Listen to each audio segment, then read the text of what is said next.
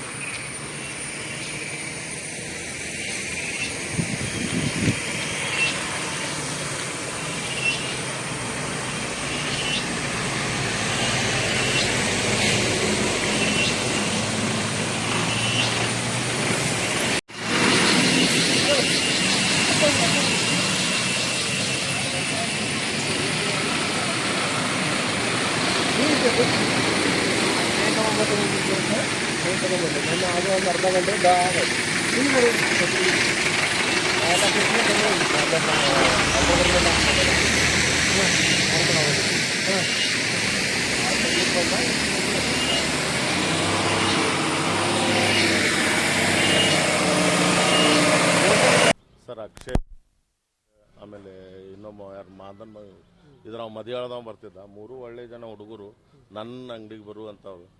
ನಿನ್ನೆ ಗೋಕರ್ಣಗೇನೆ ಹೋಗ್ಯಾರ ಅಂತೇಳಿ ಸುದ್ದಿ ಹತ್ತು. ಅವ್ರು ದಿವಸ ದುಡಿದು ತಮ್ಮ ಉಪಜೀವನ ನಡೆಸ್ಕೊತಿದ್ರು.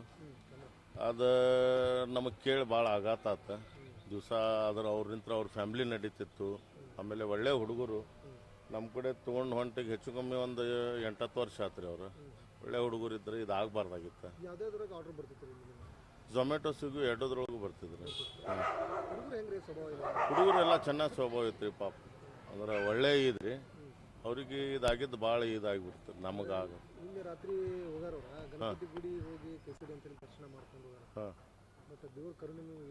ಇಲ್ಲ ಇಲ್ಲ ರೀ, ಇದು ಆಗಬಾರ್ದಾಗಿತ್ತು. ಅವ್ರಿಗೆ ಇಂಥ ಘಟನೆ ಆಗಬಾರ್ದಾಗಿತ್ತು. ಅವ್ರ ಫ್ಯಾಮ್ಲಿ ಎಲ್ಲ ಪಾಪಿಗೆಲ್ಲ ಇದಾಗಿಬಿಡ್ತೈತಿ. ಸಮಸ್ಯೆ ಒಳಗೆ ಇದಾಕೈತಿ. ಮನೆಯಾಗ ದುಡಿಯೋರಿದ್ರೆ ಎಲ್ಲ ನಡೀತಿರ್ತೈತಿ. ಹೀಗಾಗಿ ಇದಾಗಬಾರ್ದಾಗಿತ್ತು. ಅಕ್ಷಯ್ ಅವ್ರದ್ದೇನೋ ಟ್ರೈ ಮಾಡತ್ತಿದ್ರಂತ್ರಿ. ಅದು ಆಗ್ಲಾರ್ದಕ್ಕೆ ಅವ್ರು ಬೇರೆ ಕಡೆ ಇದು ಸಿಗೋ ಮಟ್ಟ ಸ್ವಿಗ್ಗಿ ಒಳಗೇನೋ ಆರ್ಡರ್ ಇದನ್ನು ಮಾಡತ್ತಿದ್ರು ಅಂತ ಹೇಳ್ತಿದ್ರು. ಮಾತಾಡ್ತಿದ್ರು. ಒಳ್ಳೆ ಸ್ವಭಾವದವ್ರು ಇದ್ದಾರೆ.